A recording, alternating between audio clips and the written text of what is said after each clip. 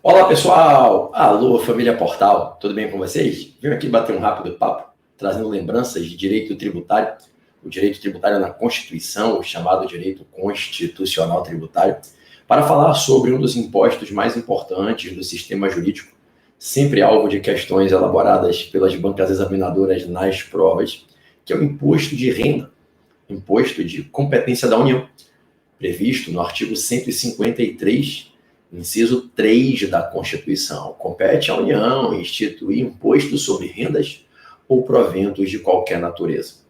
O imposto de renda, pessoal, ele é disciplinado em 3 artigos básicos do Código Tributário Nacional, os artigos 43, 44 e 45. O artigo 43 define o fato gerador, o 44 a base de cálculo, o 45 o sujeito passivo. O fato que gera a obrigação de pagar esse imposto é uma pessoa física ou jurídica auferir rendas ou proventos de qualquer natureza que importem em acréscimo patrimonial.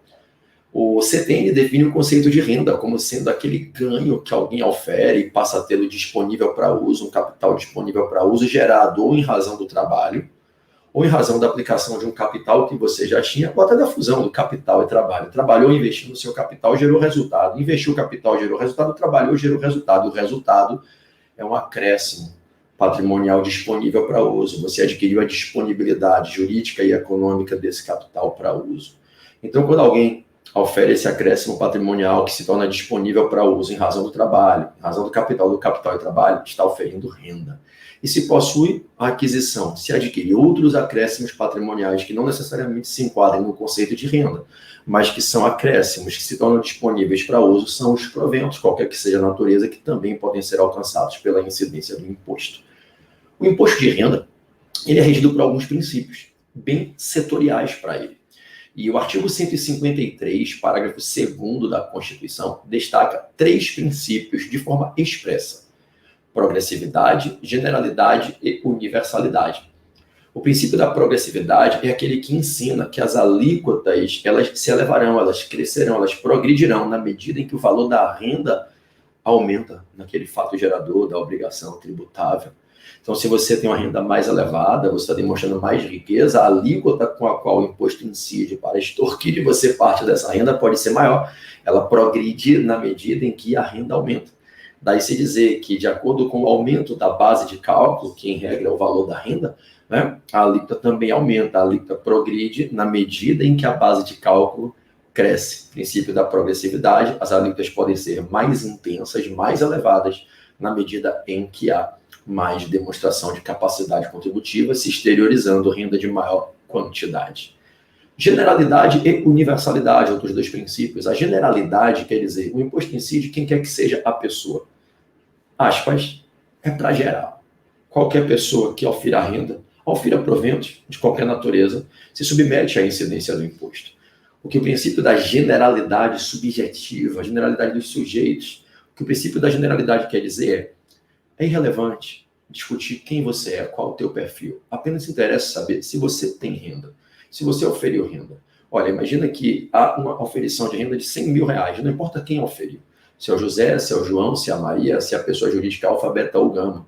Então, o imposto incide independente de quem seja, quais sejam as características de quem é o titular da renda. Só importa analisar se houve a aquisição, a oferição da renda ou dos proventos de qualquer natureza. Para que o imposto não incida sobre certa pessoa, por ser ela aquela pessoa, daquelas qualidades ou características, isso somente ocorrerá se a gente tiver uma excepcional norma que determine a não incidência, trazendo uma regrinha de não incidência, uma excludente de incidência. Por exemplo, a Constituição diz que não incide imposto sobre as rendas de igrejas, partidos políticos, entidades sindicais de trabalhadores, entidades de educação ou assistência social sem fins lucrativos, quando essas rendas são revertidas para o custeio das atividades que se enquadram nas finalidades essenciais, na atividade fim dessas pessoas. Então, não incidirá o imposto sobre as oferições de rendas desses sujeitos por conta de uma norma expressa da Constituição que exclui a incidência. Não havendo uma regra, um regramento de não incidência, a regra é que o imposto incide independente de quem seja o sujeito. Isso é o que a gente aprende com o princípio da generalidade. O princípio da universalidade, ele completa essa ideia, e o princípio da universalidade, ele vai dizer, além de não importar quem é o sujeito, não importa qual é a origem da renda. É irrelevante o que você fez para auferir renda, bastando analisar se você a auferiu ou não. Se você auferiu renda trabalhando, se você auferiu renda como um médico advogando, como um advogado advogando, um médico clinicando, um jogador de futebol sendo remunerado pelo seu trabalho, não importa como você auferiu renda. O imposto incidirá sobre as rendas que se auferiram, independente da origem.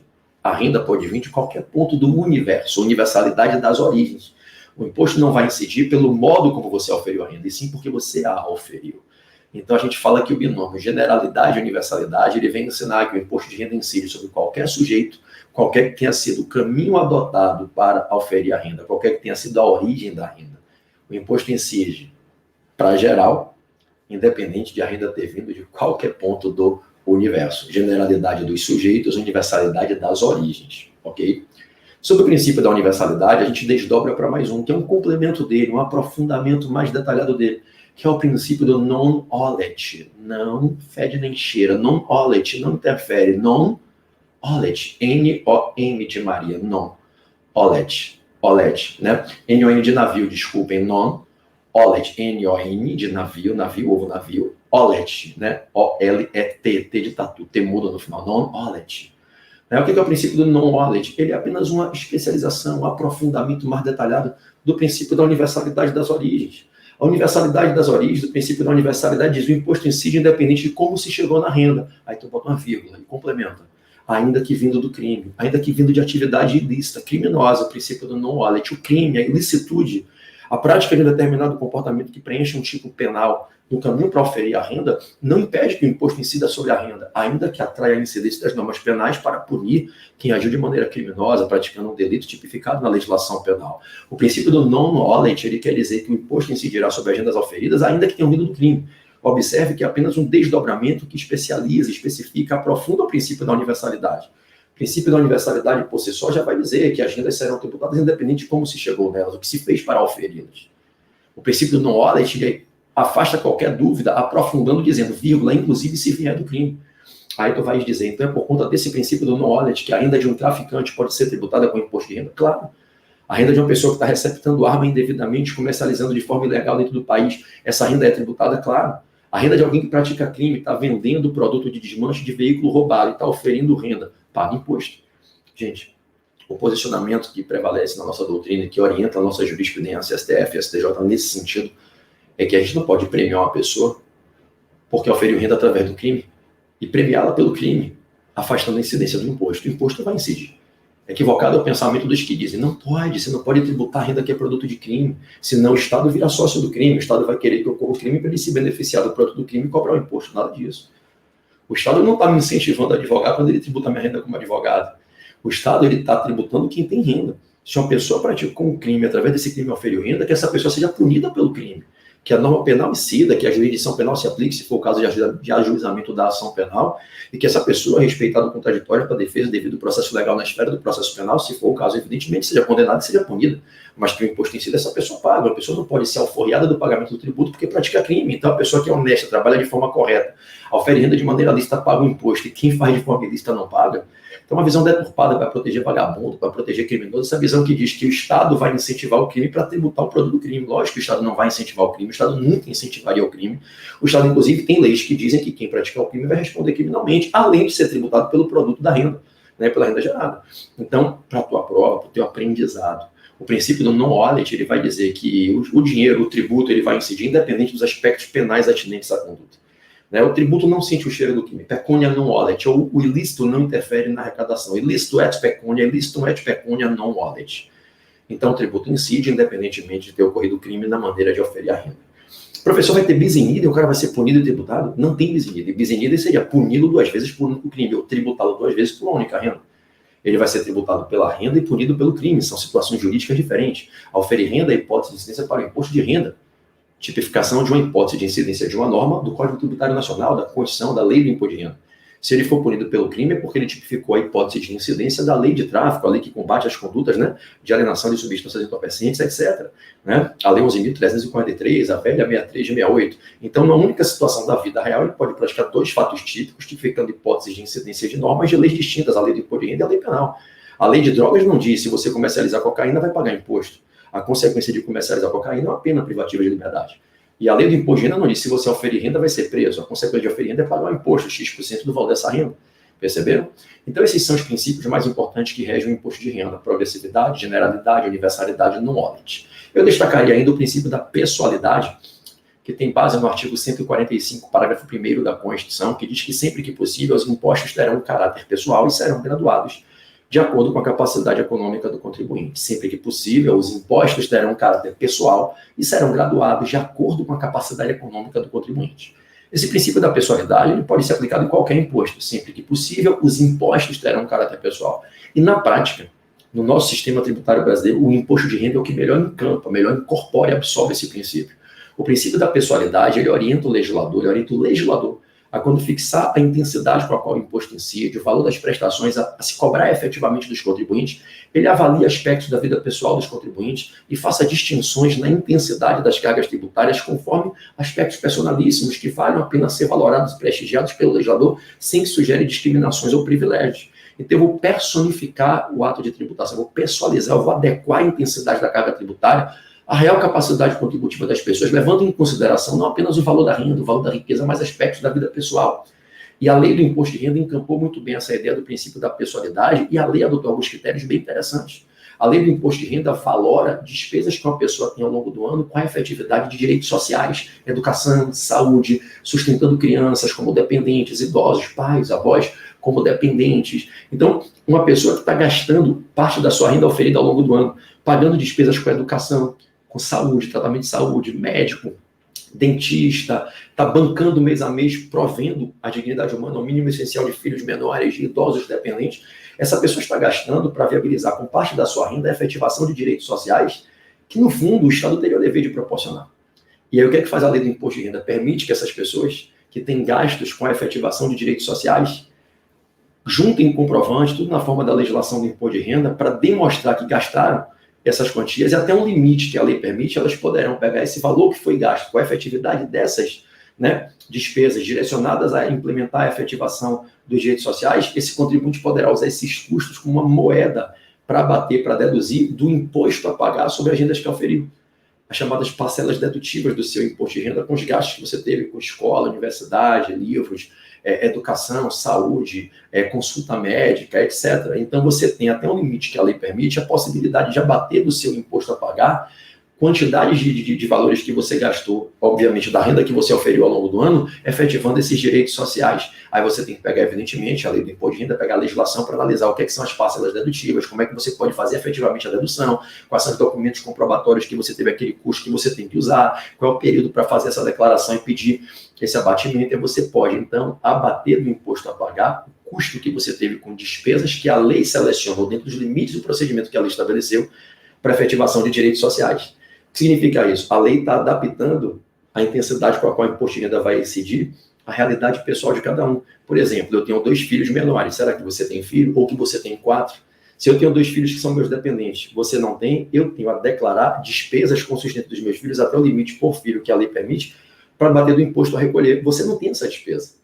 Olha como, eventualmente, imagine que eu oferi 100x de renda no passado e você também. A alíquota de 27,5% do imposto de renda da pessoa física para mim e para você. Por que eu e você não vamos pagar os mesmos valores se tivermos a mesma renda, a base de cálculo é a mesma e a alíquota é a mesma? Porque há uma realidade da minha vida pessoal que não se repete na sua. Eu tenho um custo com menores, com crianças que eu tenho que bancar, alimentar, pagar uma escola todo ano que você não tem. Então, a lei levou em consideração esses aspectos da minha e da sua vida pessoal e distinguiu a intensidade da carga tributária, adaptando o imposto à realidade da capacidade econômica de cada contribuinte. Observe que se você não tem idosos a sustentar, eu sustento meus pais, avós como idosos, eu tenho despesas que você não tem. Então, a gente percebe que a lei levou em consideração despesas que as pessoas têm na vida pessoal ao longo do ano, gastaram a grana que, no fundo, na teoria, teoricamente, o Estado teria que ter bancado, porque direitos sociais são direitos que o Estado tem que custear para todos. Saúde e educação, dever do Estado, prover idosos, crianças, dever do Estado. Aí, quando você gasta da sua renda, ele permite a você compensar. Daí se diz que a lei torna o imposto de renda adaptado à realidade pessoal dos contribuintes, ao princípio da pessoalidade, da personalização, que no fundo pode ser trabalhado pela lei de qualquer imposto. E no Brasil, esse princípio é muito bem efetivado na legislação do imposto de renda. Então, para a gente finalizar, eu diria que o imposto de renda é guiado pelos princípios da progressividade das alíquotas, generalidade, universalidade, e o non-audit, generalidade, qualquer pessoa que ofira renda será tributada, universalidade independente da origem, non-audit daqui do crime, e a pessoalidade determinando que a carga tributária seja adaptada à vida pessoal de cada contribuinte com base nos critérios que o legislador definiu. E no caso da nossa legislação de imposto de renda, os critérios são esses. Despesas que você vai tendo ao longo do ano para efetivar direitos sociais nos limites que a lei define, você pode abater do imposto a pagar. É por isso que pessoas que têm a mesma renda no mesmo ano, o imposto incide sobre a mesma base de cálculo, o valor dessa renda com a mesma alíquota, no final das contas, uma paga mais, uma paga menos, porque na vida pessoal de cada um, ora se teve, ora não se teve, ora se teve mais, ora menos, custo com efetividade de direitos sociais. Para encerrar, existem alguns princípios genéricos que se aplicam nos impostos como um todo, nos tributos como um todo, como o princípio da legalidade, da anterioridade, da isonomia, né, da capacidade contributiva para os impostos, que também se aplicam no imposto de renda. Quanto ao princípio da anterioridade, só para destacar, não poderia deixar de falar, lembremos que quando ocorre a majoração do imposto de renda, não é necessário observar a cláusula da noventena. Não se aplica aquela regrinha do mínimo de 90 dias, prevista no artigo 150, inciso 3, a linha C da Constituição.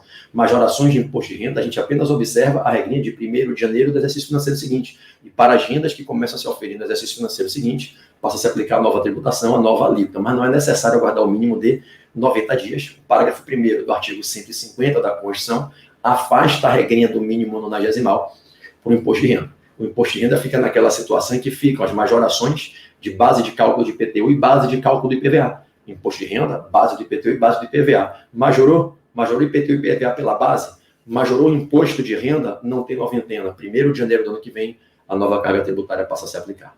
Ok? É isso, foram 16 minutos, espero ter ajudado e colaborado para o crescimento de vocês. Se estiverem gostando, divulguem aos amigos, atraiam a galera de vocês para o Família Portal, para aprender com a gente aqui, que esses vídeos são de alto nível, só tema que cai em prova, de forma direta e objetiva. Valeu? Um grande beijo a todos, até a próxima aqui no nosso Família Portal.